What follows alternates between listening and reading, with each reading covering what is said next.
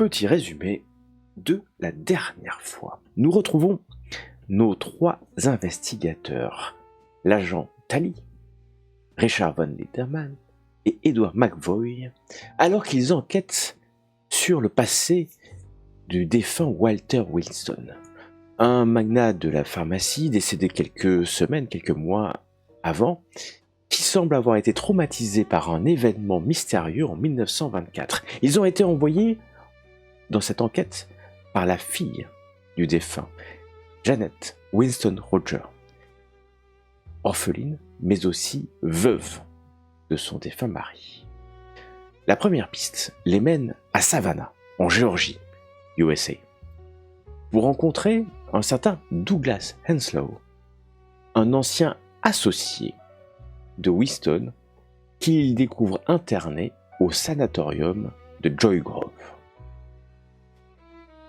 Bien que le sanatorium soit vanté par son directeur, le docteur Keaton, comme un sanctuaire, les investigateurs découvrent assez rapidement un lieu délabré, oppressant, marqué par l'humidité et peut-être des méthodes de soins d'un autre âge.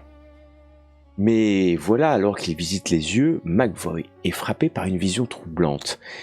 Il croit voir une bouche s'ouvrir un court instant dans un mur de plâtre abîmé, et presque simultanément, un patient, un colossal patient, nommé Culver, se libère de ses gardes et attaque le groupe.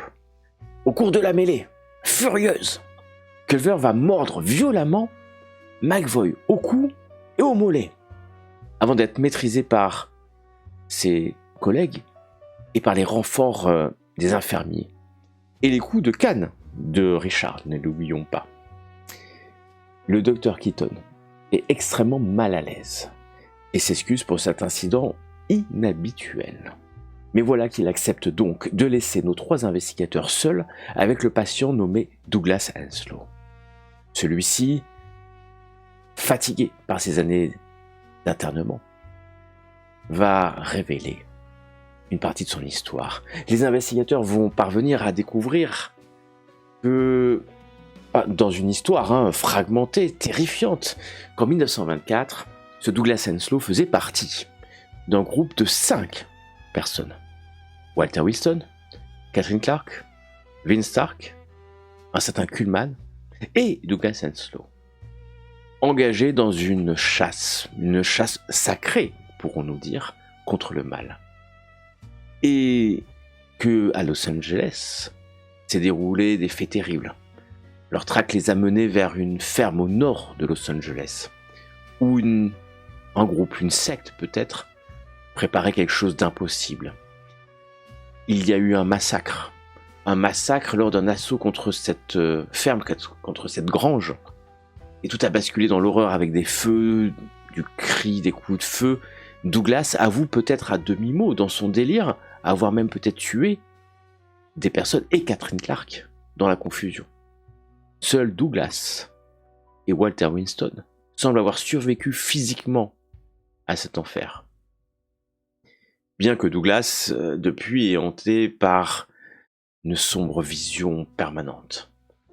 Peut-être de bouche, dit-il. Mais Douglas sent qu'il peut faire confiance aux investigateurs.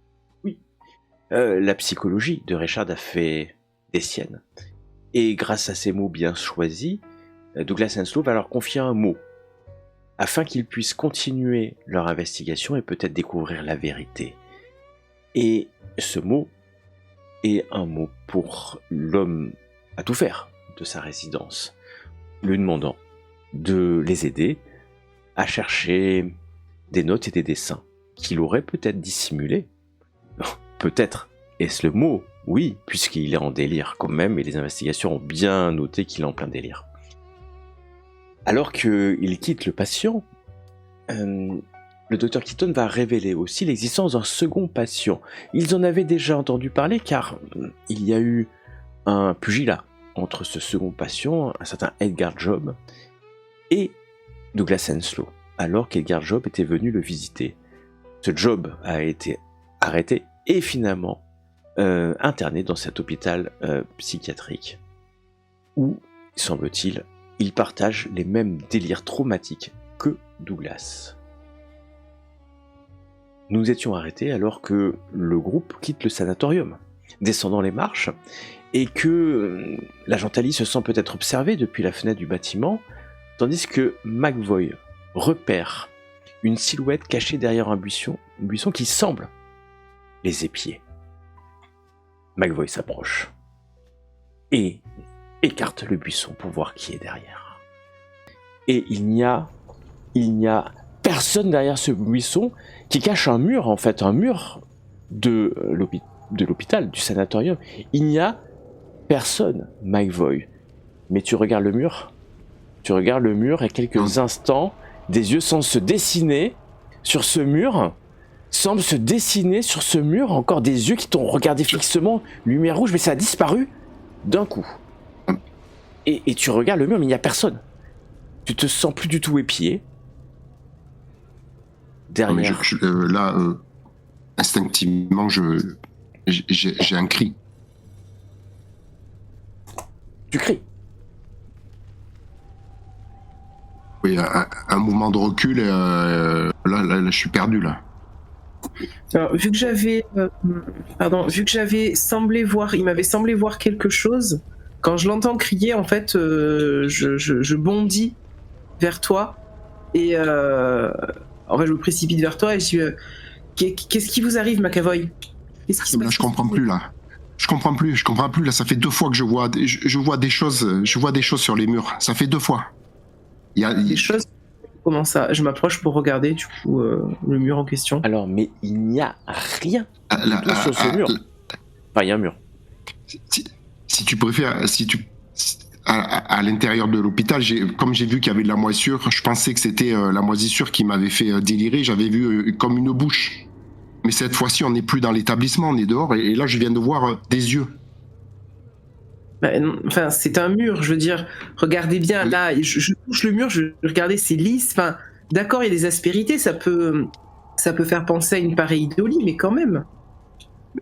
Pas plus. Ça m'inquiète parce que on a les 2 personnes qui ont vécu ces aventures là, les deux ont fini fous. Ah ben mon cher, si nous commençons l'aventure et que vous êtes déjà fou... Vous n'en êtes pas là, hein. Mais non, Mais peut-être un peu abusé de... Vous n'avez pas abusé de la bouteille un peu hier soir? Mais non, j'ai abusé. Vous me connaissez. Oui, je vous connais, mais... ça fait longtemps qu'on se connaît. Chose qui passe mal. J'ai toujours été une grande stabilité. Non, je suis sur ce que j'ai vu. J'ai vu des choses. Je tape contre le mur avec le bout de ma canne. Non, mais je vois bien qu'il n'y a rien maintenant. Mais je vous dis que ils sont apparus et ils ont disparu. Comme à l'intérieur avec la bouche, là. Et bizarrement, quand il y a eu la bouche, après, le fou, il m'a sauté dessus, il m'a mordu. Ça annonce quoi, ces yeux-là? Je ne vois pas trop ce qu'on peut... Vous sentez que on a bien vu quelqu'un est... qui nous a épiés tout à l'heure. Alors, j'irai pas jusqu'à dire que j'ai vu quelqu'un qui nous a épiés. Moi, de mon côté, ce qui s'est passé, c'est que je me suis senti observé. J'ai eu effectivement cette sensation de picotement un peu derrière la nuque qui est caractéristique. Mais j'ai beau avoir regardé en long, en large, en travers, je n'ai absolument rien vu. Enfin, vu personne. Et certainement pas des yeux sur un mur. On s'entend bien, mon ami, on ne remet pas du tout votre vue en doute, ni d'ailleurs, regardez, vous êtes complètement stressé, hein, mais force est de constater que nous ne l'avons pas vu non plus. Donc, restons sur nos gardes et peut-être quitter cet endroit qui, a priori, ne vous réussit pas. Vous entendez un gigantesque éclair qui explose pas très loin, la pluie recommence à tomber de rue et tombe sur le mur en face. Et c'est un mur de plâtre, enfin et très rapidement vous êtes un peu mouillé, alors que oui, il y a plusieurs éclairs en ce jour d'octobre. Repartons. Écoutez, McAvoy, je ne tente pas de minimiser ce que vous pensez avoir vu ou quoi que ce soit, bien entendu. On va vous laisser le bénéfice du doute là-dessus, mais n'oubliez pas que vous venez de vous faire attaquer par vraisemblablement un fou furieux, qui heureusement est déjà interné, sinon j'aurais dû le faire arrêter. Et je pense que c'est un événement qui peut être suffisamment traumatique pour peut-être vous provoquer de légères hallucinations. On va dire que c'est ça. J'accélère le pas et je Explication quoi. je vais vers la voiture. Je vais vers la voiture. Vous sautez dans la voiture, espérant. Mais je la démarre même et pour les faire se précipiter un peu là. Vous êtes c'est vraiment sage de la conduire?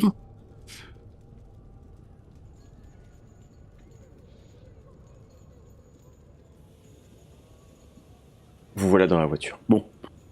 Démarrant, tout le monde est. Bon, les portières claquent, et vous voilà parti. Comme je vous le dis, c'est l'orage. Hein. C'est l'orage autour de vous.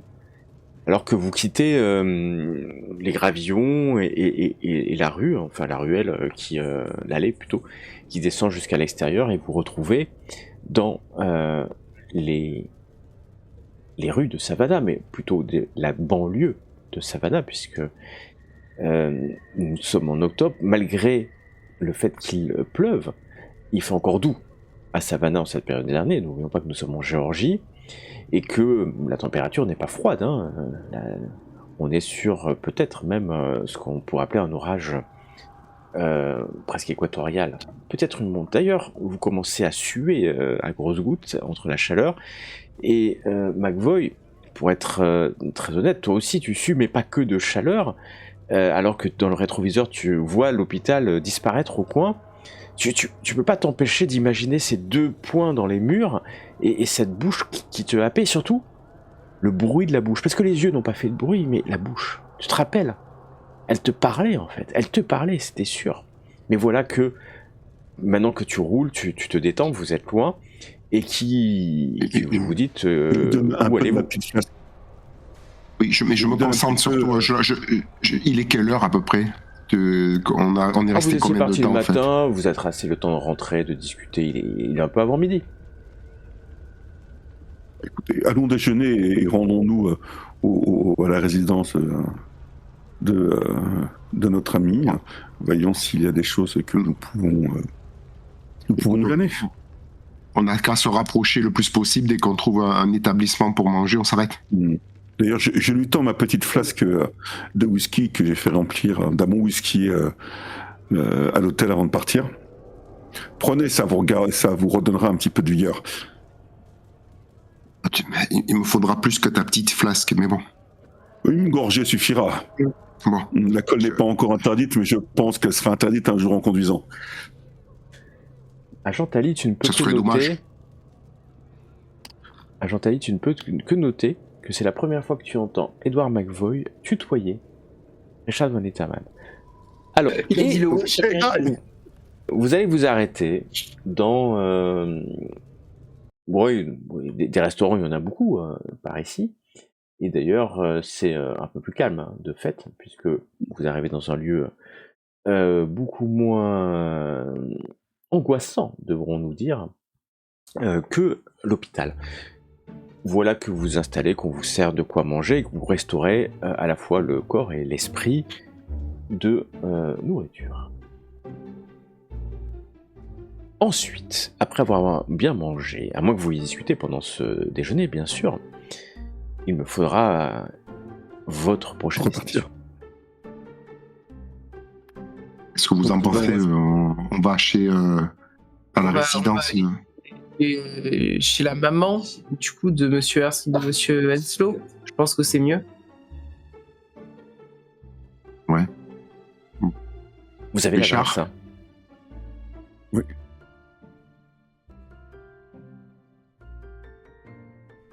Mais, écoute, je regarde sur la carte où c'est que c'est situé à peu près. Bon, vous avez l'adresse, donc vous allez pouvoir vous y rendre. Et vous allez aller vers l'ouest. Hein. Donc la carte est orientée vers le nord, vers la droite. Donc vous remontez en fait la carte pour aller vers l'ouest, pour rejoindre le 8e district. le plus à l'ouest. Mhm. Et vous quittez, vous avez déjà quitté la cité, hein, les rues au cordeau de la cité de Savannah pour être dans un mélange en fait de champs, mais aussi de bayous de temps en temps, puisque la rivière Savannah coule pas loin dans des méandres qui amènent jusqu'à l'océan Atlantique. Et donc, bien entendu, il y a des marécages, ce qu'on peut appeler des bayous, même si c'est peut-être plus vers la Floride qu'il y a ce type. Et donc c'est dans des petites routes, imaginez des petites routes plutôt charmantes d'ailleurs, qui pourraient être des routes de cartes postales, si on voulait les prendre comme ça. Même, et presque vous verrez, de temps en temps, vous allez voir ce type de résidence, vous voyez ces maisons blanches, mais avec des grands arbres, hein, des pelouses très bien entretenues. On est vraiment dans la vieille Géorgie coloniale, on va l'appeler comme ça, ou, pour être poli et pas aller plus loin, avec ces maisons de planteurs, de plantations, des grands champs, de maîtres en fait, jusqu'à ce que vous arriviez devant une adresse un peu plus isolée du reste, mais cette fois-ci derrière la grille, vous voyez une maison, oui, qui a l'air une ancienne maison de maître, mais quand vous arrêtez, il y a une grille hein, qui vous sépare de cette maison, un portail. Quand vous arrêtez, vous voyez bien quelques instants qu'elle n'est plus aussi flamboyante qu'elle aurait été. Elle n'est pas abandonnée, puisque vous voyez des fenêtres, mais le jardin lui-même n'est pas très bien entretenu. Au fond, vous allez le voir derrière le portail, vous voyez une cabane un cabanon, devrais-je dire, qui donne sur un marécage, puisque la maison, comme certains nombre d'autres maisons de maîtres, donne en fait sur des petits bras de Savannah, de la rivière Savannah, des dardes, comme on pourrait appeler.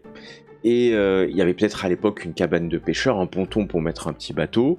D'ailleurs, vous voyez peut-être une au loin, mais c'est pas évident, il faudra aller visiter. Et puis, assez étonnamment, vous voyez ce qui pourrait être une chapelle, voire un cimetière familial en fait. Alors quand je dis un cimetière, un tout petit un cimetière, on est d'accord. Une maison de maître, comme on pouvait trouver en Géorgie depuis 2 siècles, et un peu délabré, usé par le temps, mais pas abandonné, hein, que ce soit clair. Et d'ailleurs, sur le portail, vous allez voir le nom de Henslow. Résidence Henslow. Ce qui semble vous amener au bon endroit. Le portail, il est fermé là devant nous ? Le portail est bien entendu complètement fermé devant vous. Est-ce qu'il y a une clochette ou quelque chose pour s'annoncer ? Il y a une clochette, mais la corde est tellement vieille que tu ne sais pas si tu ne casseras pas la corde en tirant dessus. Qui sait ? Bah, je vais essayer, écoute. je sors de la voiture, on se gare, j'imagine. Bon, vous pouvez vous garer sur le bas-côté de cette route, hein, de cette rue, plus qu'une route. Et du coup, je sors de la voiture, j'attends que mes camarades me rejoignent et j'essaye de sonner un peu la cloche sans y aller trop fort. Du coup, dans un premier temps. Tu sonnes la cloche sans que ça soit trop fort et... Ding ! Ça sonne. Rien de vraiment se passe quand... Si, à un moment donné, tu vois 3 choses. 3 boules de chair et de poils courir vers la porte en aboyant, hurlant en aboyant. 3 gros chiens qui s'approchent et qui commencent à aboyer vers vous, mais vous êtes protégés pour l'instant par le portail. Ils sont gros, hein. Vous voyez bien, ils sont gros, bien forts. Et derrière eux, ils sont bien nourris. Bien nourris, oui, certainement. Derrière eux, quelques instants après, vous allez voir arriver un homme. Clairement, un jardinier, ou le gardien, on va. En tout cas, un homme. Il est costaud, trapu, fort, un certain âge, mais vous voyez que l'homme, même si la peau est tannée par le soleil et par l'effort physique, l'homme est gaillard, vaillant, Et il s'approche en se grattant un peu la tête. Oh bah, voilà. Oui, vous. C'est Bien, qui? bonjour. C'est qui? Nous Madame venons ne reçoit voir, pas. Ah, ça. la maîtresse des lieux. Nous avons vu son fils ce matin. Oh, t'es Nous qui, sommes rendus à toi? l'hôpital et Le petit. notre... Eh ben, hôpital. C'est pour ça. Nous allons lui rendre visite après pour lui donner des nouvelles de son fils. Ah ben, qui, toi? T'es qui? Tu connais pas, toi? Ah oui, j'oublie de me présenter. Je suis... J'ai oublié le nom de mon perso, c'est dommage.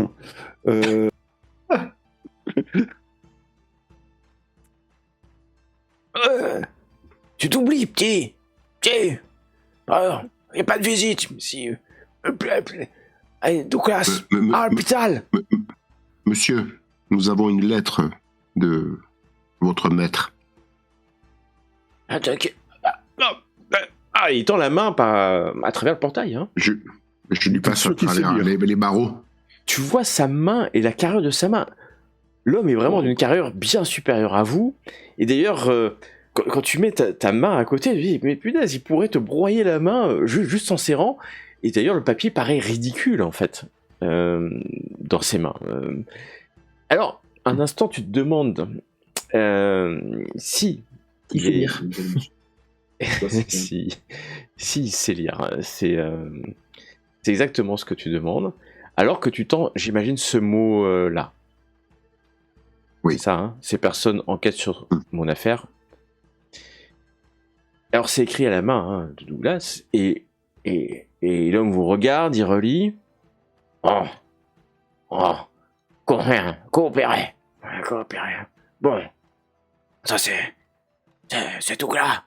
C'est Douglas, hein? Ah, le petit, peut-être qu'il va ressortir, il est bien lui, hein.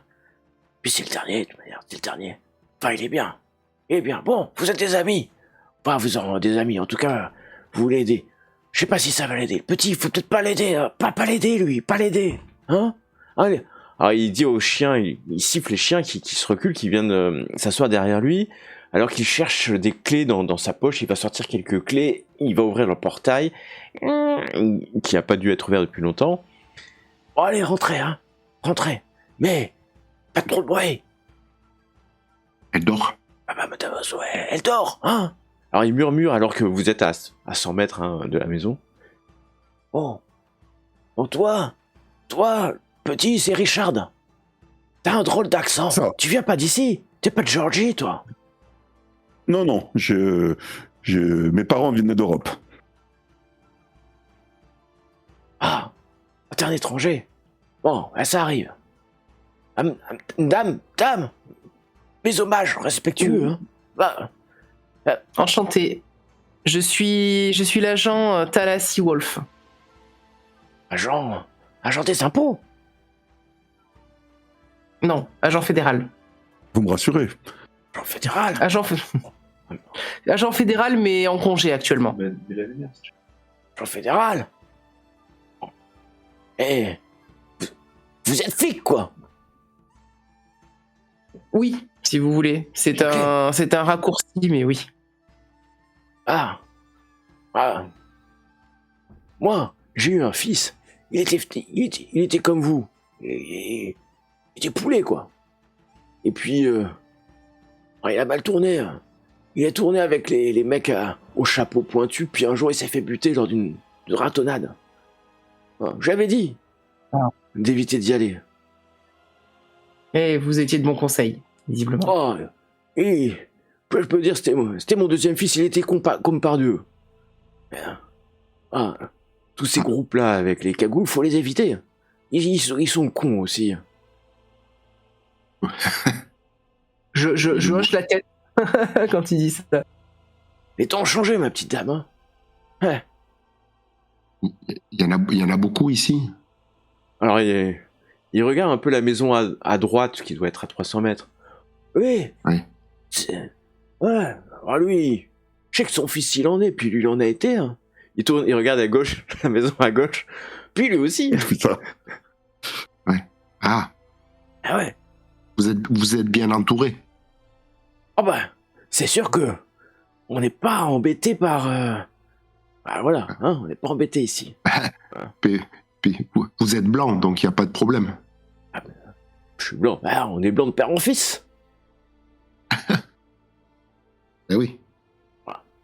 Et puis le premier, bah, il est mort là. Mon premier, il est mort en Europe justement, sur Echard. Il est mort juste avant la fin de la guerre. La guerre. Ah oui. Ouais. La Grande Guerre. Bah, la guerre en Europe là. Et je recevais des lettres. Il me disait qu'il était dans des tranchées. Ce con, je lui avais dit de pas s'engager. Il me dit, moi je veux être militaire, pas. Je lui ai dit, ouais, attends. Ah, t'es con, tu vas claquer. Alors maintenant, je me trouve comme un con. Ah, bah, moi aussi. Enfin, le plus con de tous, c'est peut-être moi. Moi, je suis tout seul. Et puis, il parle, mais tout en parlant, il va jusqu'à la maison, hein, et vous monopolise pas. Et moi, je lui dis, pourquoi vous pensez qu'il fallait pas aider Douglas? Ouais, Douglas. Il est marteau. Il est timbré. Ah, bah oui, ça. Et un peu toc-toc, mais pourquoi il agissait bizarrement? Hein? Qu'est-ce qu'il faisait en général? Il partait souvent en plus. Ouais, Ou pas? Douglas, il est parti de là. Faut pas en parler à sa mère, mais on va pas voir sa mère. Faites ce que vous avez à faire ici. Moi, je sais. Moi, attendez, c'est la famille. Comme c'est la famille, je parle pas de la famille. Botus et mots fermés. Je prends une petite lichette de ma flasque et je lui tends la flasque. Ah non. C'est du bon whisky. Bah, c'est pas grave. N'incitez pas ce pauvre homme à boire s'il n'a pas envie de boire. Oh, ça y est, dame. la morale. Il fait chaud pourtant, moi, ici. Mais Richard, tu peux me faire un test de charme, s'il te plaît. Parce que tu... Voilà. Après tout. Petit test de charme. Oui, le charmer, c'est pas ta spécialité. Waouh. Non, exactement. Et tu le sens bien... Alors. Mon brave homme, hein, nous sommes là pour aider Douglas et, comme vous l'avez dit, nous sommes pratiquement de la famille. La famille, je vous connais pas, mais... Ouais, ce qui est sûr, moi... Le Ptio, alors il est plus Ptio parce qu'il a quoi? Il a plus de 40 ans. Il a plus de 40 ans maintenant. Un artiste, hein. Il est parti à la mort de Monsieur Enslo père. Et il a laissé sa mère parce que il disait, ma mère elle est trop sur moi. Faut quoi, contrôle fric, quelque chose comme ça. Ah, je connaissais pas. Il est parti à New York, le petit. Et puis, quand il est revenu, le petit, il était fou allié. La nuit, il se réveillait en hurlant, il réveillait tout le monde. Il hurlait. Des choses insanes, des bouches vivantes, des choses, des femmes et des hommes qui ils baissent la voix. Ils faisaient des... Ouais, vous voyez, madame, je suis désolé, hein, mais il baisait, hein, voilà. Et puis, il en pouvait plus, puis madame Enslo, elle en pouvait plus, alors elle a envoyé au sanatorium, à l'hôpital des fous, là-bas. Au début, c'était juste la journée, puis après, ils l'ont gardé. Mais il est revenu il y a 2 ans, 3 ans, quelque chose comme ça. C'est un peu après que le Ptio, il soit fait descendre par un groupe de... Bon, c'est ça, 31, 32, quelque chose comme ça. Il est revenu un peu parce que ça allait mieux. Mais il arrêtait pas de chasser les papillons. Toute la journée, il chassait les papillons. Il travaillait pas. Ah ouais. C'était rien, quoi. Mais si à un On est moment sous donné... beaucoup de médicaments. Ces médicaments, ouais, il prenait des médicaments. Le matin, à midi, le soir. Et puis il s'est mis à écrire. Il avait un livre, il a acheté un livre. un livre à écrire, ouais, où il faut écrire dedans, ouais, mais avec Un carnet. Ouais, c'est ça. Et puis il collait des choses, il dessinait, et puis parfois il allait au fond du jardin, près du ponton là-bas. Moi je lui dis, oh attention au crocodile. Pas au crocodile. Aux alligators. Enfin, à ces trucs-là, quoi. Mais il était concentré, hein. Et puis il avait un appareil photo. Il avait acheté un appareil photo. Il prenait des photos, à droite, à gauche. Voilà. Et vous savez où est-ce qu'il rangeait tout ça? Bah dans son bureau. Dans le bureau, qu'il a hérité de son père. Moi, mon père, il travaillait pour Hélène Henslow. Bah moi, j'ai plus d'enfants, et puis je pense que dès que Madame Henslow, elle va passer l'arme à gauche, bah j'aurai plus d'employeur. D'accord. Je suis Et, John, John Curaters. Je me suis pas présenté. Ah, salut John. Mais vous connaissez peut-être mon nom. Bon, on est devant le perron. Alors. Vous nous faites voir sa chambre et le bureau, où c'est? Ouais, alors bah, moi je rentre pas dans la maison. Ouais. Ah bon? Je suis jardinier, je sais pas. Donc en bas, à droite, là, Ouais. c'est le salon. À gauche, c'est la cuisine. Voilà, je peux aller dans la cuisine, je fais à manger. À l'étage, elle doit dormir, donc vous la dérangez pas. Il y a les bureaux, il y a 2 chambres. La chambre au fond à gauche, c'est celle de Madame Henslow. Vous y allez pas, vous la réveillez pas. Hein. On la touche pas, on l'approche pas. Parce que bon. Et non, mais la pauvre, il faut pas l'effrayer, je comprends. Et le bureau, il est où là? Le bureau d'Edouard? Le bureau, il est en bas. De Douglas? En bas à gauche, là, de l'autre côté. D'accord. Et la chambre de Douglas? C'est en haut, à droite. La maison n'est pas immense. En haut à gauche, en haut à droite. Le bureau, d'ailleurs, il va montrer le couloir. Il y a un escalier qui monte. Et vous voyez une porte, c'est certainement le bureau. Hein. Vous risquez pas de vous perdre. Ouais. D'accord. Bon, mais Merci beaucoup.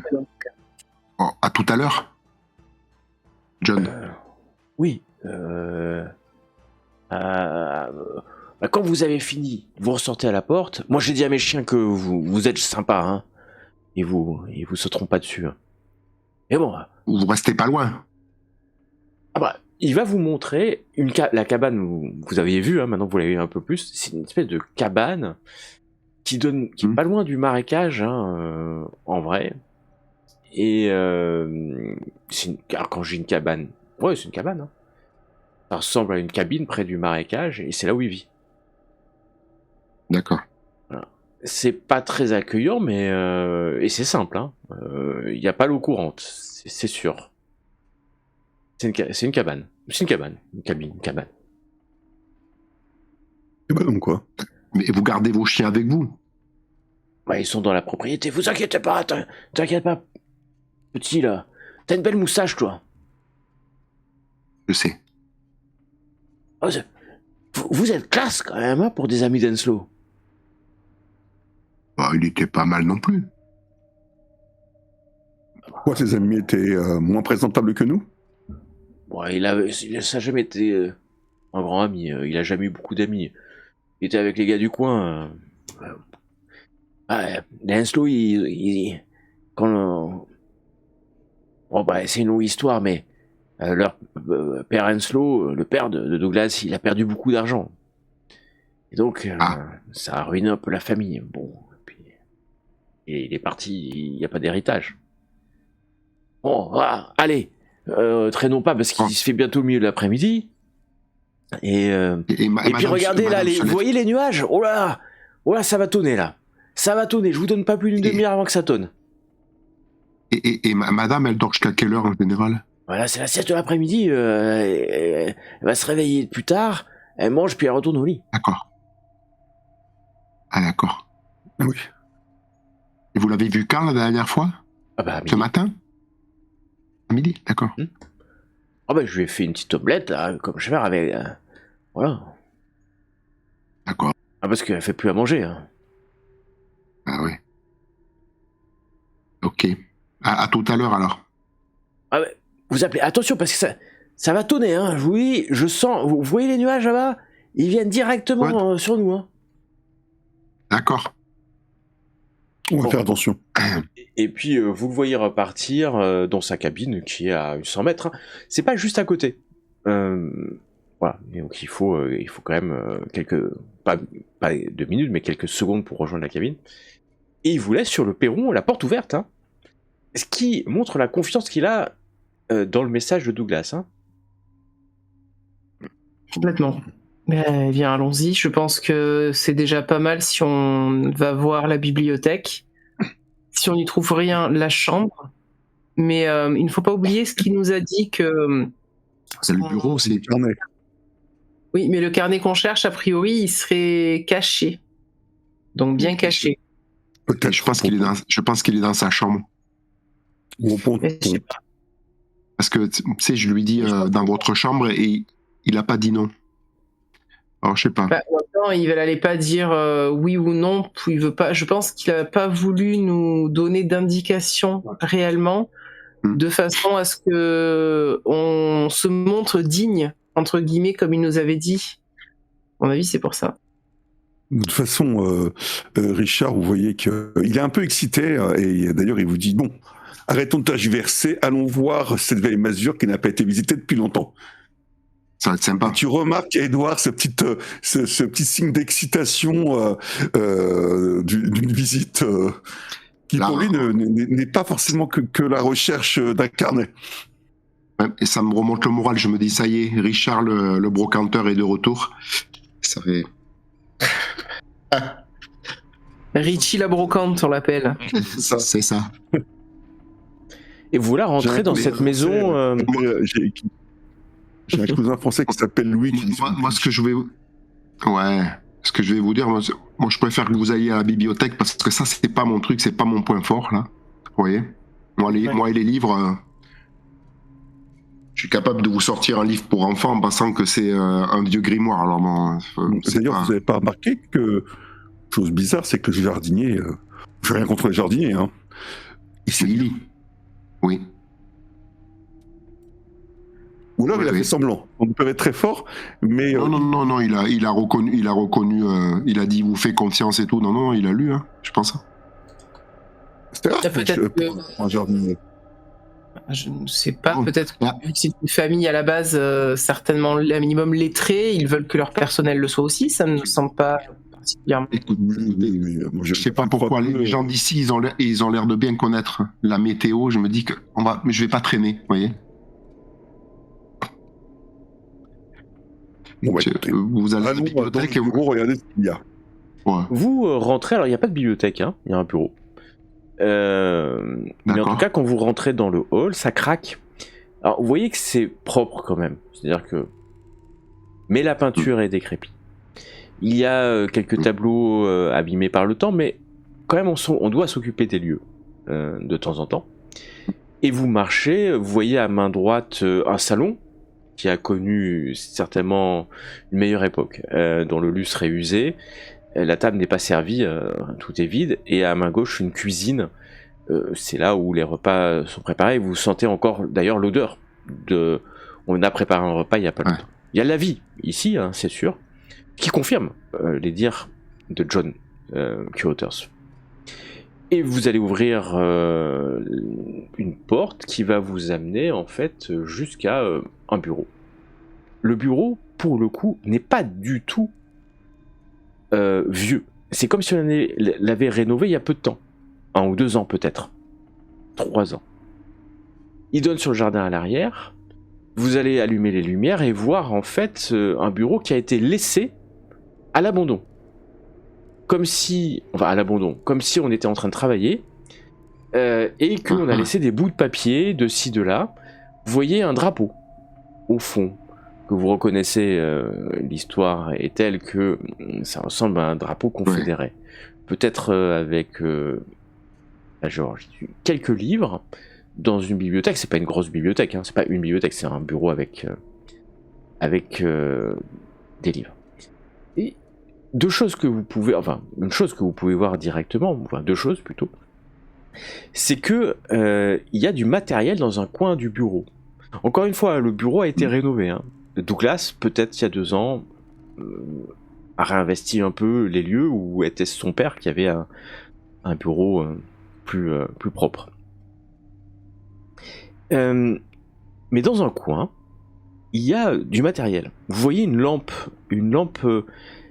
électrique. Vous savez, c'est avec une grosse batterie et puis un bulbe, une ampoule. Vous voyez aussi une pioche. Une pioche. Il y a encore d'ailleurs de la terre, alors sèche, hein, c'est sûr. Vous voyez un appareil photo posé à côté, et vous voyez un pot de peinture bleue avec un pinceau qui est posé sur le pot de peinture bleue. Le pinceau est complètement sec, hein, mais ça a été utilisé avec la peinture bleue. Et vous voyez aussi une bobine de fil. Oui, du fil en corde, hein. C'est de la corde, mais assez fin. Une ficelle, devrais-je dire. Une bobine de ficelle. Un cordeau, presque. Pour bien illustrer le propos. Et ça a été mis dans un coin. La peinture bleue, c'est... Ouais. La peinture bleue, c'est pas celle qui a servi pour rénover le bureau, je veux dire. C'est notre peinture. Non, c'est notre peinture. Le bureau, c'est plutôt sombre, dans des tons violets. D'accord. Là, on est sur quelque chose de bleu. Puis le matériel a été posé. Alors c'est un peu, ça fait pas anachronique, mais ça fait un peu bizarre parce qu'il y a des beaux tapis. On est vraiment dans un bureau d'une villa, certainement du sud des États-Unis. Et puis là, dans un coin, il y a une pioche un peu sale. On a posé un truc de peinture, mais qui a été utilisé, hein, parce qu'il y a encore de la peinture bleue qui est sur le bord, hein, qui a coulé en fait, le bord. Ce pinceau qui a été posé là, comme si on l'avait posé là pour le réutiliser. Et puis l'appareil photo posé à côté, cette bobine de fil qui est enroulée. Hein. J'ai une question. Si je m'approche au niveau de la fenêtre, est-ce que je vois le ponton de la fenêtre ou pas ? Est-ce que tu vois le ponton de la fenêtre ? Oui, c'est que tu vas à l'arrière, tu vois le ponton, tu vois la cabine un peu sur ta gauche, tu vois cette petite chapelle sur ta droite avec ce petit cimetière de famille. Tu vois l'autre côté, un peu plus que ce que tu avais pu voir depuis le portail, bien sûr. Et est-ce que un de ces éléments est de la même couleur bleue que la peinture dans le seau ? Très bonne question. Non. Ok, très bien. Ouais. Bon, écoute, je m'assois au bureau. Je sors des gants blancs. Je n'ai sûrement tout le temps sur moi en tant que faussaire ou brocanteur. Hein, et je commence à farfouiller, à regarder déjà si les tiroirs sont ouverts. À farfouiller, à regarder si je trouve des choses. Tout est ouvert et puis tu vas trouver... il y a quelques documents de comptabilité, de famille, puis tu vas trouver des livres, ou des notes en tout cas, tu vas trouver des livres d'anthropologie, d'archéologie, des livres sur la finance, sur l'art, l'histoire de l'art, beaucoup, d'ailleurs sur la table c'est des livres sur l'histoire de l'art qui sont ouverts. Quelques livres sur l'occulte, voilà. Que tu peux trouver. Je note les références, hein, si j'ai le temps, parce que je vais pas les tu prendre. peux noter, oui, alors du coup, tu vas prendre pas mal de temps. De fait, ça va te prendre, noter toutes les références, un peu de temps. Et donc vous voyez Richard commencer à faire l'inventaire de ce bureau. Moi, j'ai plutôt tendance à ouvrir les livres et regarder s'il n'y a pas quelque chose dedans, tu vois. On fait la chercher s'il n'y a pas une feuille de glisser à un endroit ou. Ok. Toi tu fais ça et agent Tali, qu'est-ce que tu fais pendant que un inventorie, l'autre vide les livres ? Il y en a un qui fait l'inventaire, l'autre qui ouvre les livres, etc. Moi je vais en fait me concentrer plutôt sur les endroits qui pourraient contenir une cachette secrète. C'est-à-dire par exemple le montant de la cheminée, le meuble où il y a les livres, mais plus dans les aspérités du bois, etc. Un peu, bon, je vais laisser le bureau du coup à Richard qui est dessus. Mais les autres endroits, je vais essayer vraiment de chercher en fait une cachette, quelque chose qui me semble sortir un petit peu de l'ordinaire. Donc tu te mets à fouiller avec précision, cherchant derrière les tableaux, par exemple, derrière sous les tapis, enfin voilà, le classique d'où on pourrait mettre une cache. Et donc tu pousses de temps en temps, vous allez pousser un peu la pioche là, les ficelles et le truc. Voilà, tu remarques d'ailleurs, parce que vous allez prendre du temps, hein, tout ça, ça va vous prendre du temps. Il n'y a pas qu'un livre, hein, il y en a plusieurs. On va commencer par Richard. Richard, tu vas faire l'inventaire et tu te dis qu'il y a des livres qui sont assez vieux, hein, qui doivent dater du début du siècle, d'autres qui ont été achetés plutôt à la fin des années 10, donc vers 19-20, l'histoire de l'art, et tu as des ouvrages qui ont plutôt été achetés dans les années 23 et 24. Et là, c'est là où on trouve des ouvrages d'occulte légers. Mais c'est plutôt l'initiation à l'occulte, du spiritisme, ce genre de choses. Et après, plus de nouveaux livres. Donc c'est des livres qui ont 10 ans ou un peu plus, mais t'as l'impression en faisant l'inventaire que les livres ont été achetés, enfin, en fonction des périodes, c'est pas le même type de livres qui ont été édités. Ce sont des livres qu'on trouve dans le commerce, hein. C'est des livres que tu trouves en librairie, hein, vraiment dans un bookshop classique que la personne a dû acheter. C'est pour ça qu'il y a les dates des années, ça a été imprimé à ce moment-là. Ce qui montre quand même que la famille est assez cultivée, et pas que récemment. Voilà l'inventaire. Tu pourras pas en tirer. C'est pas des livres précieux ou rares, c'est pas des incunables, etc. C'est de tout venant de la ligne. S'il y a éventuellement des enveloppes, un faux fond. Alors, j'y arrive, puisque Richard, tu regardes Edouard faire un truc. Tu sais qu'il un peu pato, c'est-à-dire il ouvre les livres et pour voir s'il y a des trucs à l'intérieur en l'ouvrant et à un moment il prend un livre que t'as. Oui.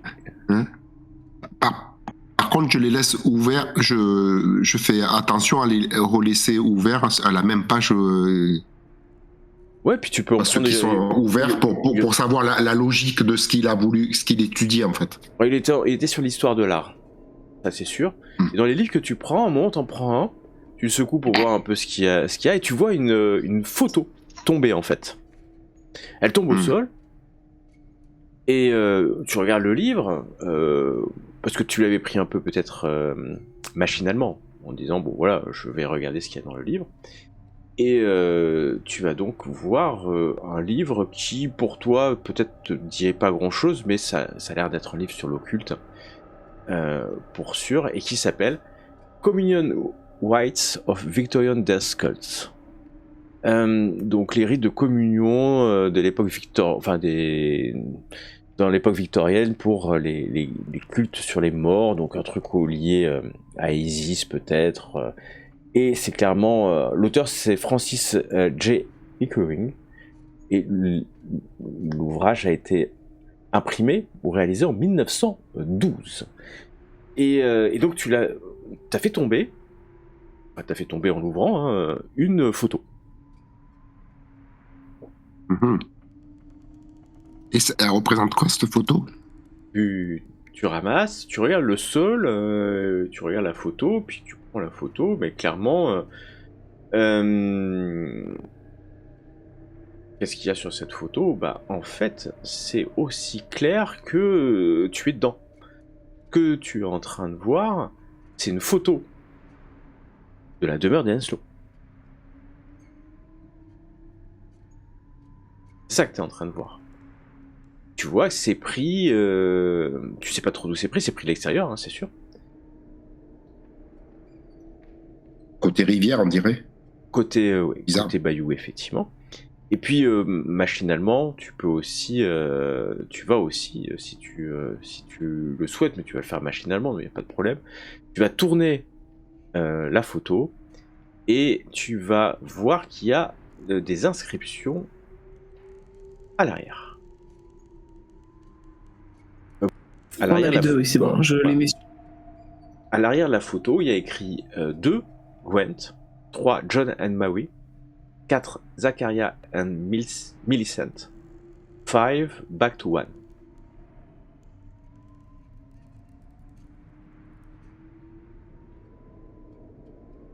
Mhm. Oui, mais tu regardes. Alors, donc, il y a écrit ça à l'arrière. Richard, toi, t'es sûr que oui, tu peux prendre un petit bibelot, tu pourras arriver à le revendre, hein, bien sûr, il y a des choses. Il n'y a rien de grande valeur ici. Je prends rien, c'est pas une grande valeur. Je vais passer à Gentali. Donc toi tu regardes, honnêtement, à Gentali, tu vois rien de caché. À force de regarder, tu dis quand même, mais c'est bizarre ces trucs là, ces instruments au sol. Et en regardant la bobine de fil, tu te rends compte que, je la déroule un peu, elle est peinte à certains endroits. Il y a 4 endroits où c'est peint en fait. Mais alors, tu déroules, les longueurs sont pas évidentes. Il y a le début du fil, et puis c'est peint, et ça continue. Puis après c'est peint, ça continue, c'est peint, continue, c'est peint et ça continue, c'est plus peint. Voilà, c'est la fin de la ficelle. Et c'est long, hein, la ficelle, c'est long, hein. Ça fait plusieurs mètres. Hein. Est-ce que ça pourrait s'apparenter à du morse? Non, parce qu'il y a que. Non, il y en a que 4. Long, non Ouais. Comme il y a que 4. Il y a que 4 bouts de peinture. Ouais, alors ça ferait qu'une seule lettre. Okay. Oui, non, je pensais, comme tu me dis que c'était long, je pensais qu'il y avait plus de trucs que ça sur le long de la ficelle, en fait. Pas du tout. Non, c'est une longue ficelle et ça a été peint avec la même peinture, la peinture bleue, en fait. Hein.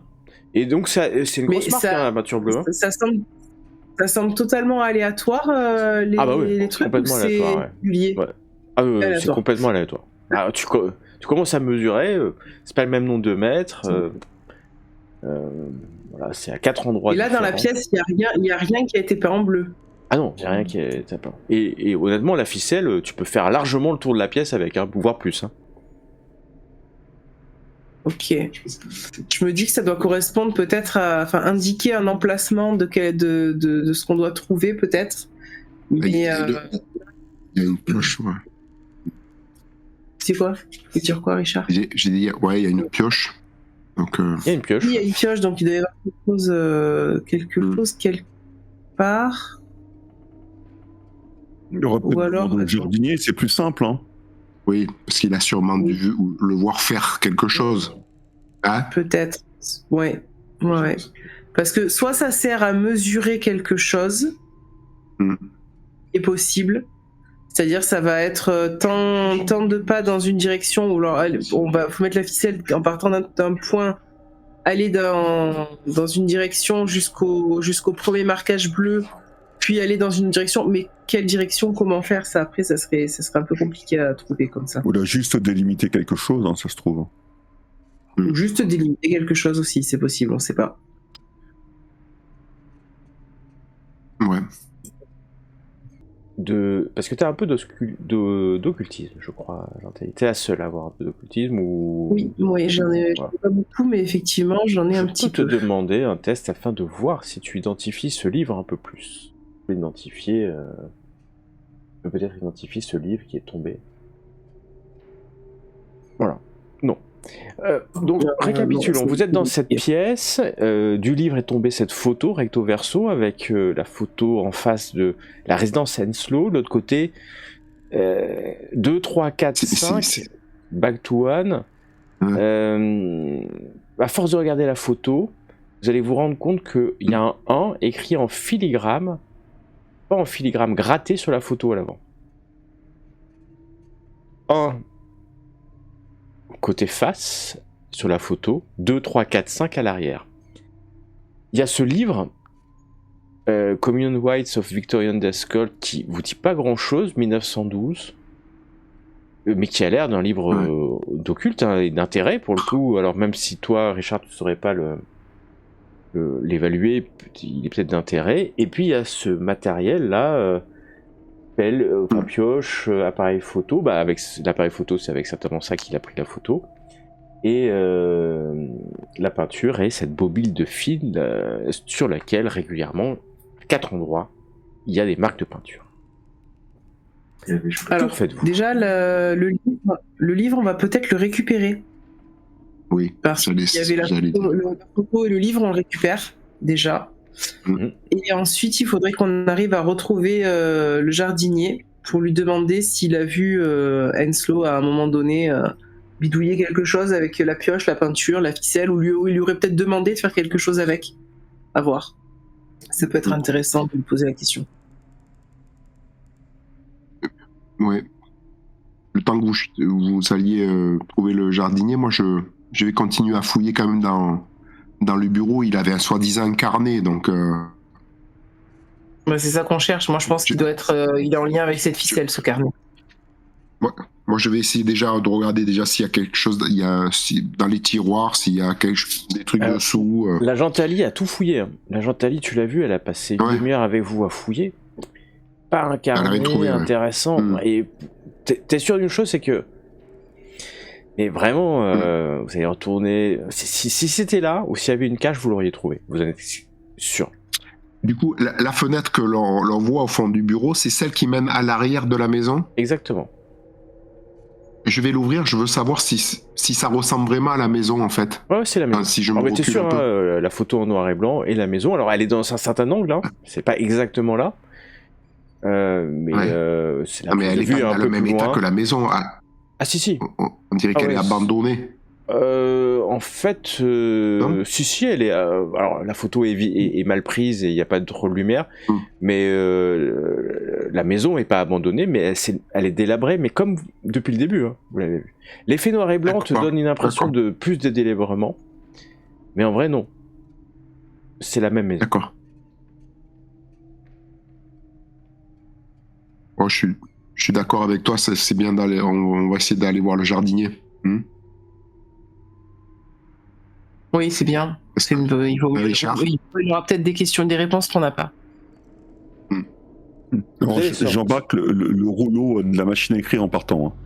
Ok. Oui. Tu prends le rouleau de la machine à écrire alors que tu sors, et au moment où vous sortez, encore une fois, le problème c'est ces éclairs. Il commence à pleuvoir encore une fois alors que vous ressortez.